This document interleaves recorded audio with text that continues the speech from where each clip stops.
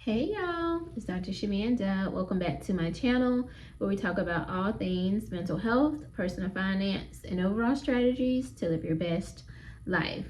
If you're new to my channel, I am a millennial, single mom of 2 teenagers, and a former high school dropout turned doctor PhD. And on this channel, we explore our journey towards financial freedom, time freedom, and building generational wealth. All right, guys, so welcome back to my channel. First, I want to say that if you are new here, I am a licensed clinical mental health therapist, and also an addiction specialist. And I've been in this field for almost 20 years, going on 20 years, and I've worked in behavioral health, addictions, everything you can think of.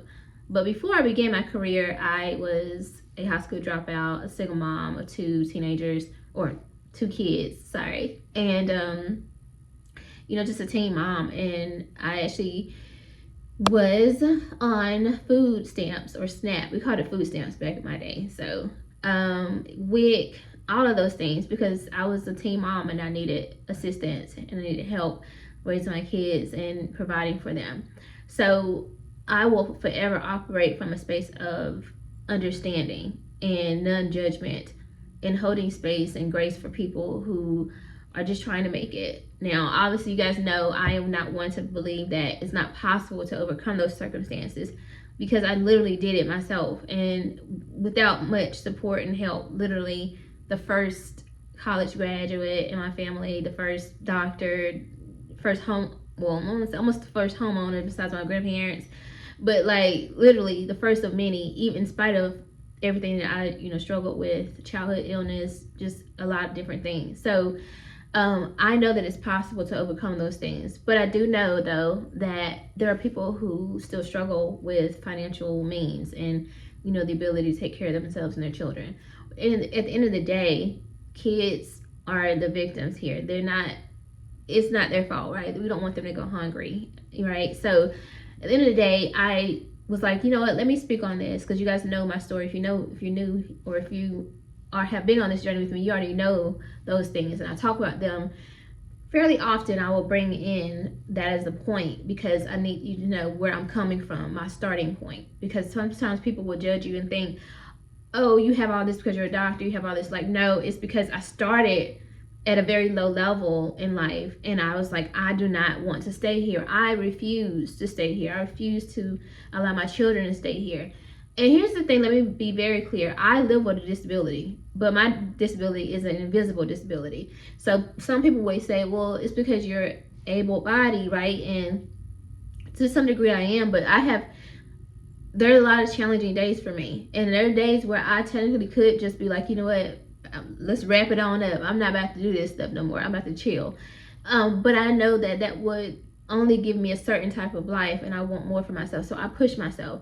But there are days that my invisible illness, that there's no cure for, by the way, definitely hinders me, but I still push forward. So again, I have every possible reason to not pursue anything in life. Just be honest. I just want to put that out there.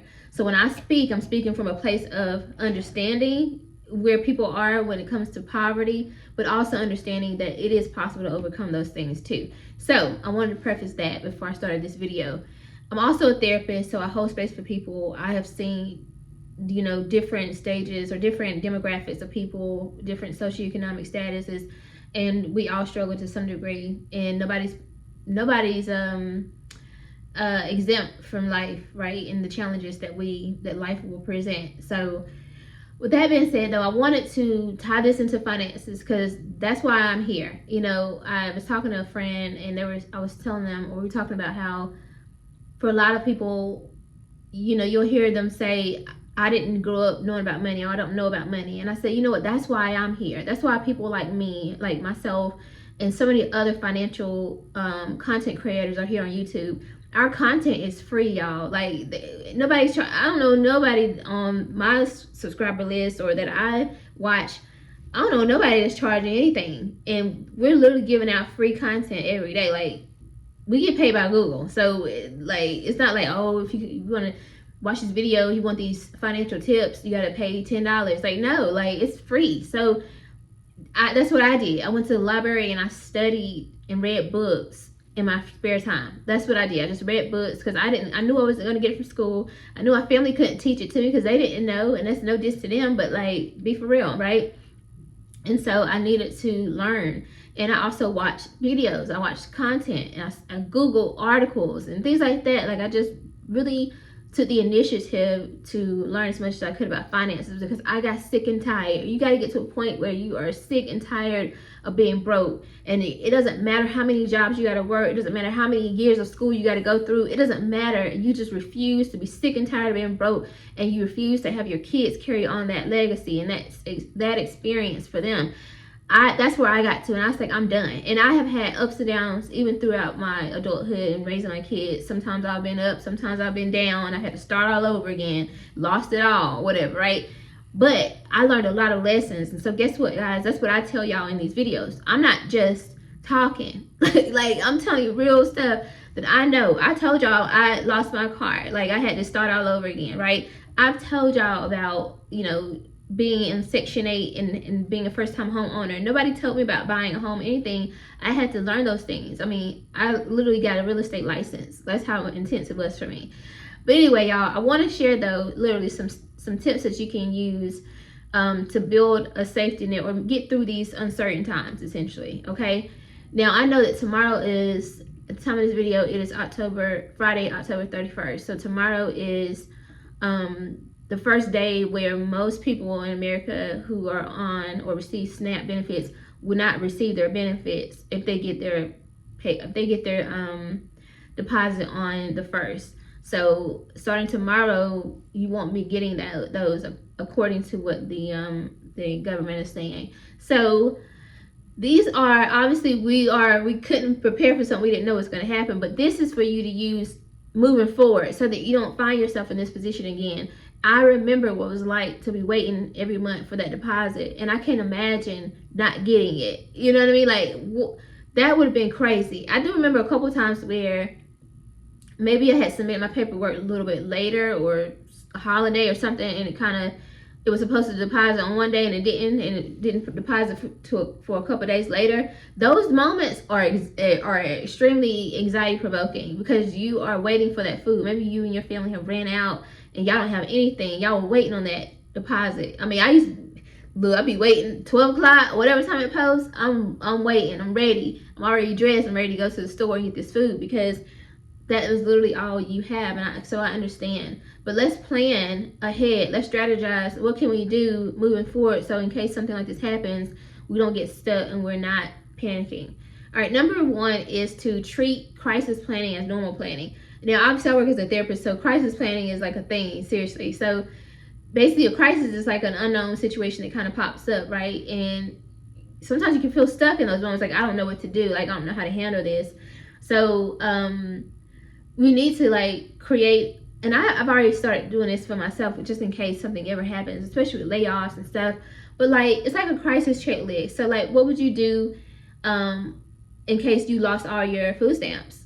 Or if you lost your paycheck, what would you do? How would you manage it? So what bills would you have to pause? Like, there are some bills that are just gonna have to wait because what's more important than your basic needs, like food and water and shelter? So you got to make sure that, some things are gonna have to wait.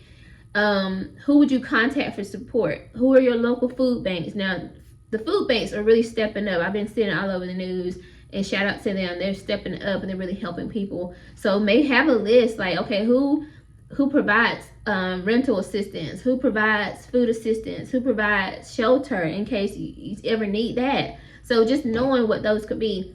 And also, like, freezing certain things that you don't really need, like that are not like priority or super necessary, like subscriptions and things like that. So just know, like, go ahead and like plan ahead. It's not like you're like hoping, or not hoping, but like you're just being intentional, because life happens, right? It's almost like having that emergency fund. Y'all don't like using that word, but like, legitimately, you know that life is going to happen at some point. So go ahead and plan, make a contingency plan of, like, if this happens, or even with this situation, if this extends to December and January, God forbid, what am I going to do? What can I pause so that I can use that money to buy food instead?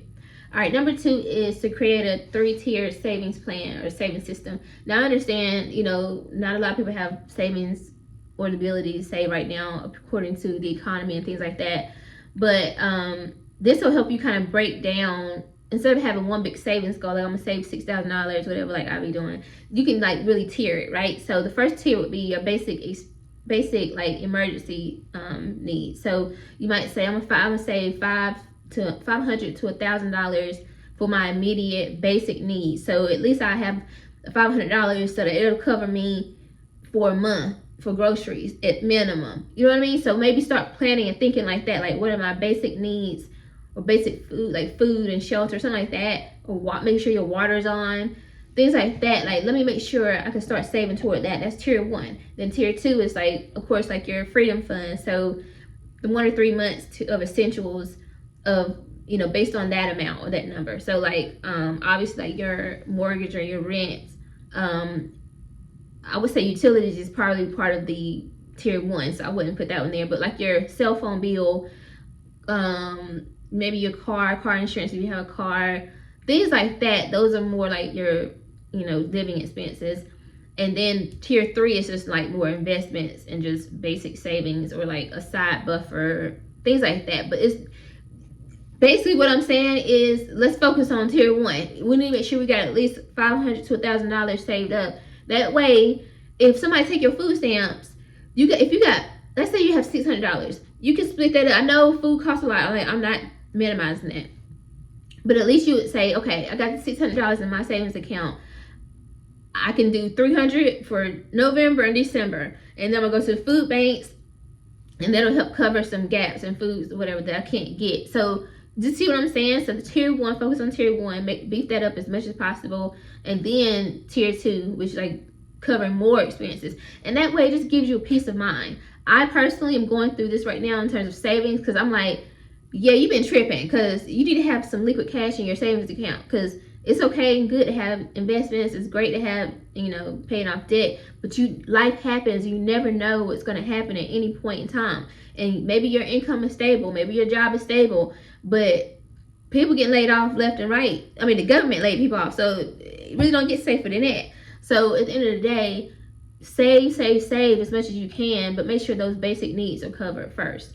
All right, number 3, I would say, is just learn the substitute strategy. So, well, it's gonna be hard for me because, see, I already don't really buy name brand stuff anyway at the store. Like, I will say Walmart is my store. I don't care. I know y'all are trying to boycott Walmart and stuff, but I'm not. So there's that. And don't even put me in it. So basically, if you're used to buying like the name brand version of stuff, when you're in a situation like this, that ain't gonna cut it. You're gonna have to just go ahead and be willing to substitute it and be like, all right, I'm gonna have to go buy me some great value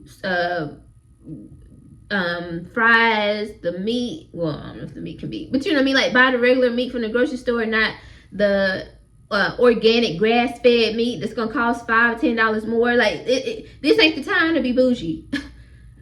Let's be for real. Like I'm just being 100%. This ain't the time. So also, like, look into some food sharing programs.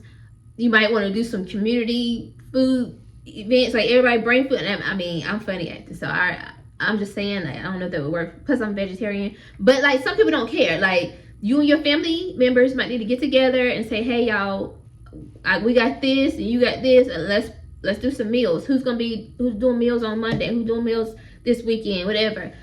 Come together as a community, essentially. Look into utility programs and things like that. I know that I know in North Carolina they have different programs like assistance and stuff like that. But again, just look into, you know, programs that can help you. Also, I know some of the community banks and like the credit unions are helping with loans and stuff like that too, depending on like what kind of job you work. Whatever. I know that like they help with the governments, things like that. So check that out. And then the last one I'm going to share though is that build some inflation-proof streams of income. Y'all know I've been talking about this for a while, and now it's more important than ever. You have to have multiple streams of income. Like, it's not even a question anymore. Like, it's not even an option. Let's be for real. Yes, we love our 9-to-5s, our careers and all that, but they're not safe anymore. It's just what it is. AI, and I'm not blaming AI because I love AI. Again, count me out if you're trying to boycott it. I'm not in that. So But, you know, find some other things that you can do. Because here's the thing. I know so many people who can do hair. They can sew, so they can make alterations. They bake really good. Like, there's so many things you can do. So guess what? If your food stamps are cut off, then you can be like, you know what? I'm about to do 3 or 4 extra heads this month or whatever. Like, you can find that money somewhere, but you got to already start building those streams of income. Go ahead and start building that side hustle, side business. I don't really like to use the word business because people start thinking too hard. That doesn't mean you gotta have no LLC or like go get all this extra stuff, get some business cards made. It doesn't mean that. It just means that there's something that you can do very well and people will pay you for that service. It's that simple. You just need to use your Facebook page, and don't get me started because we be all on Facebook and social media. Use that same platform that you was scrolling, looking through the comments, worry about everybody else's business. I'm just gonna call y'all. I'm just calling it what it is. And plus I'll be doing that too, so whatever. But instead of doing that, or while you're doing that, go ahead and post about that business that you got, that service that you can offer. You know what I'm saying? And then that could be another stream of income. And instead of spending that money, put it toward that tier 1 basic needs savings account, right? Start saving toward that. Use that money to go there. That way, if anything ever happened, you're not caught slipping. You're not stressed out and worried. Financial stress is like something I would never wish on anybody. I know it all too well, and that's why I work and grind like I do, because I don't want to ever feel that again. I don't want my kids to ever experience that. So y'all, I know that the government is shut down and people are not going to have their food stamps for November, maybe even December, maybe even January, however long this goes on. So we got to be proactive. I know that people are going to be affected by it already, but let's go ahead and start planning strategically in case this continues on. What can we do now? So hopefully those tips help you. I'm not, you know what I'm saying? Like I said, I'm very sensitive to the subject. I understand in like a very real way. Like most people maybe not, but I do. So don't come for me. Like I'm not the one. But anyway, thank y'all for watching this video. If you like this video, comment, share, subscribe. Definitely share this with somebody who may need this in this time. And I will see you guys in the next video. All right, bye.